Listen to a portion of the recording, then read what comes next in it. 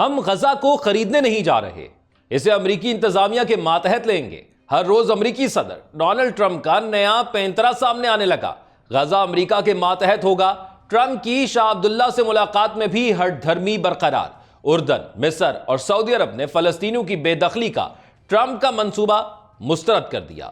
Trump کے منصوبے پر فرانسیسی صدر میکرون کا رد عمل سامنے آ گیا۔ حماس نے ہفتے کو یرغمالی رہا نہ کیے تو غزہ پر شدید حملے شروع ہو جائیں گے۔ اسرائیلی وزیر اعظم کی دھمکی۔ اسرائیل نے غزہ کی پٹی میں حماس کے ساتھ مذاکرات دوسرے مرحلے کے لیے معطل ہو گئے ہیں۔ حماس کے سخت موقف نے اسرائیل کی چیخیں نکلوا کر رکھ دیں۔ پورے اسرائیل میں نیتن یاہو کے خلاف احتجاج جاری۔ ٹرمپ کے اشتعال انگیز بیانات پر ایران کا سخت رد عمل۔ ایران نے سلامتی کونسل کو ٹرمپ کے اشتعال انگیز بیانات کے سنگین نتائج سے خبردار کر دیا۔ اسرائیلی فوج غزہ سے پسپا ہونے سے پہلے جاسوسی آلات چھپا گئی۔ کئی فلسطینیوں کے ہاتھ لگ گئے یہ جاسوسی آلات۔ آپ دیکھ رہے ہیں 92 ڈیجیٹل اور میں ہوں ذوق احمد۔ ناظرین، اسرائیل کے وزیر اعظم نیتن یاہو نے کہا ہے کہ اگر حماس نے ہفتے کے روز یرغمالیوں کو رہا نہ کیا تو جنگ بندی ختم ہو جائے گی۔ منگل کو اپنے ایک ویڈیو بیان میں نیتن یاہو کا کہنا تھا کہ حماس نے گزشتہ روز یرغمالیوں کی رہائی روکنے کا اعلان کر کے معاہدے کی خلاف ورزی کی ہے۔ اسرائیلی صدر نے کہا کہ اگر حماس نے ہفتے کے روز دن 12 بجے تک یرغمالیوں کو رہا نہ کیا تو جنگ بندی ختم کر دی جائے گی اور اسرائیلی فوج غزہ پر شدید حملے شروع کر دے گی جو حماس کی شکست تک جاری رہیں گے۔ اسرائیل نے غزہ کی پٹی میں حماس کے ساتھ مذاکرات دوسرے مرحلے کے لیے معطل کر دیے ہیں جب تک کہ جنگ بندی کے پہلے مرحلے میں 9 اسرائیلیوں کی رہائی طے نہیں ہو جاتی۔ بین الاقوامی خبررساں ادارے کی رپورٹ کے مطابق اسرائیلی وزیر اعظم کے دفتر سے جاری بیان میں ایک نامعلوم عہدیدار کی جانب سے کہا گیا ہے کہ اسرائیل کو امید ہے کہ حماس ان 9 زندہ قیدیوں کو حوالے کرے گی جنہیں جنگ بندی معاہدے کے پہلے مرحلے میں آنے والے دنوں میں رہا کرنا ہے۔ بیان کے مطابق اسرائیل جنگ بندی کے دوسرے مرحلے میں جانے کے لیے مذاکرات میں اس وقت تک حصہ نہیں لے گا جب تک کہ زیر بحث 9 قیدیوں کو رہائی نہیں مل جاتی۔ ایک ویڈیو پیغام میں اسرائیلی وزیر اعظم نیتن یاہو کا کہنا تھا کہ اگر حماس نے ہفتے کی دوپہر تک ہمارے قیدیوں کو رہا نہیں کیا تو جنگ بندی ختم ہو جائے گی اور اسرائیل اپنے شدید حملوں کا سلسلہ شروع کر دے گا جو اس وقت تک جاری رہیں گے جب تک حماس کا خاتمہ نہیں ہو جاتا، اور یہ ان کی خام خیالی ہے کیونکہ انہوں نے حملے کر کے پہلے بھی دیکھ لیا۔ حماس کی جانب سے بھی بھرپور رد عمل نے اسرائیل کو تگنی کا ناچ نچوا دیا۔ فلسطینی حماس نے اسرائیل کی غزہ جنگ بندی کی خلاف ورزیوں کی بنیاد پر دیتے ہوئے قیدیوں کی رہائی روک دی، جبکہ الجزیرہ کے مطابق حماس کے فوجی ترجمان کا کہنا ہے کہ اسرائیل کی جانب سے جنگ بندی کے معاہدے کی خلاف ورزی کی وجہ سے غزہ میں قیدیوں کی رہائی ملتوی کر دی گئی ہے۔ ترجمان کا کہنا ہے کہ قیدیوں کی رہائی تنظیم کے اگلے اعلان تک روک دی گئی ہے۔ انہوں نے کہا کہ گزشتہ 3 ہفتوں کے دوران مزاحمتی گروہوں نے اسرائیل کی جانب سے جنگ بندی معاہدے کی متعدد خلاف ورزیوں کو نوٹ کیا جن میں بے گھر فلسطینیوں کی شمالی غزہ واپسی میں تاخیر کرنا اور ان پر بمباری کرنا بھی شامل تھا۔ انہوں نے مزید کہا کہ غزہ کی پٹی کے متعدد علاقوں میں طے شدہ طریقے کے مطابق امداد بھی نہیں پہنچائی گئی جبکہ مزاحمتی گروہوں نے معاہدے کی مکمل پاسداری کی۔ ترجمان کا کہنا تھا کہ ان وجوہات کے باعث ہفتے کے روز یعنی 15 فروری 2025 کو اسرائیلی یرغمالیوں کی ہونے والی رہائی کو اگلے احکامات تک روک دیا گیا ہے۔ دوسری جانب حماس کے القسام بریگیڈ کے مذکورہ اعلان کے بعد اسرائیل کے وزیر دفاع کارٹنز نے حماس پر غزہ جنگ بندی کی خلاف ورزی کا الزام عائد کر دیا ہے۔ ان کا کہنا تھا کہ اسرائیلی فوج کو ہدایت کر دی ہے کہ وہ غزہ میں اپنی برادری کا دفاع کرنے کے لیے بھرپور تیاری کر لے۔ کارٹنز نے مزید کہا کہ حماس کی جانب سے یرغمالیوں کی رہائی مؤخر کرنے کا اعلان جنگ بندی معاہدے کی مکمل خلاف ورزی ہے۔ ادھر اردن کے بادشاہ شاہ عبداللہ دوم کی امریکی صدر ڈونلڈ ٹرمپ سے ملاقات ہوئی ہے جس میں غزہ اور خطے کی موجودہ صورتحال پر تبادلہ خیال کیا گیا۔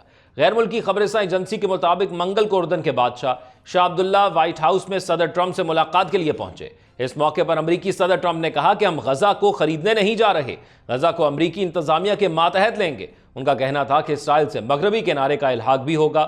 اردن مصر میں زمین کے کچھ حصے ایسے ہیں جہاں فلسطینی حفاظت سے رہ سکتے ہیں۔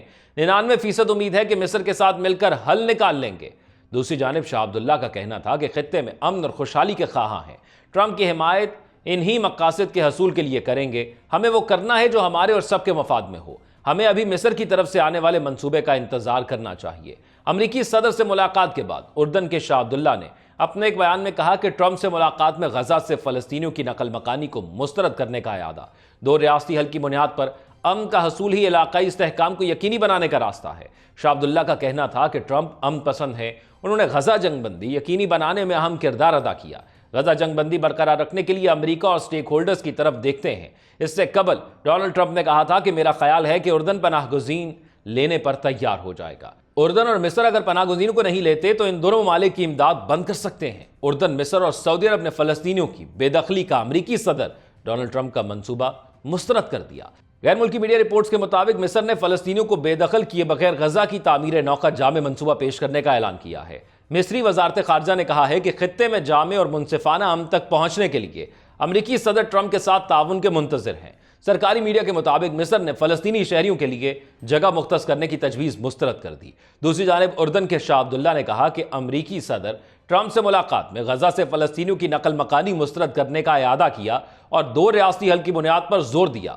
اردن کے وزیر خارجہ نے کہا کہ عرب مصر منصوبہ فلسطینی عوام کو بے دخل کیے بغیر غزہ کی تعمیر نو کا ہے۔ اس کے علاوہ سعودی ولی عہد محمد بن سلمان کی زیر صدارت سعودی کابینہ نے بھی فلسطینیوں کی جبری بے دخلی مسترد کر دی۔ سعودی کابینہ کے اجلاس میں فلسطینیوں کی بے دخلی سے متعلق اسرائیلی بیانات کی مذمت کی گئی۔ سعودی کابینہ نے دو ریاستی حل کو خطے کے مستقل امن کی بنیاد قرار دیا۔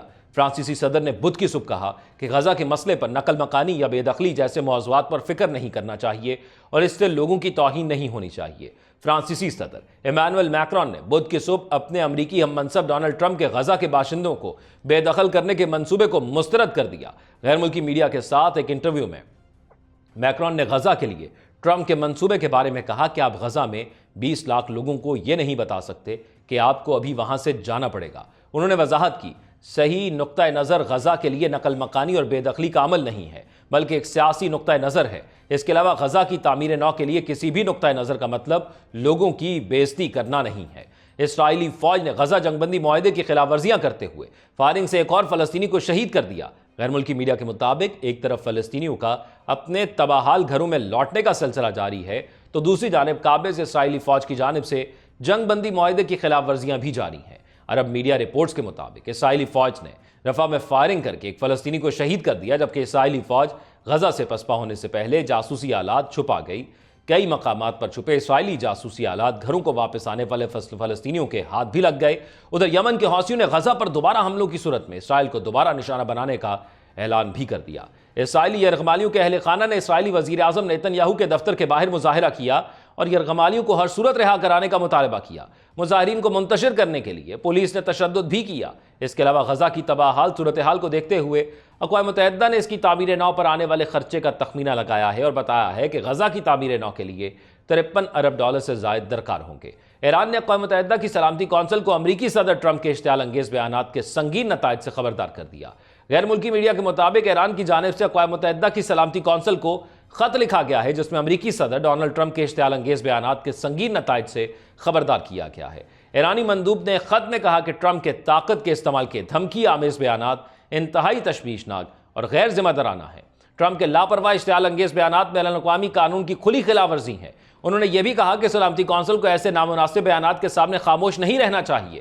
ہم کسی بھی جارحانہ اقدام کے خلاف اپنی خود مختاری، علاقائی سالمیت اور قومی مفادات کا بھرپور دفاع کریں گے۔ دوسری جانب سعودی عرب کی وزراء کونسل نے فلسطینی عوام کی بے دخلی سے متعلق انتہا پسند اسرائیلی بیانات کو سختی سے مسترد کر دیا۔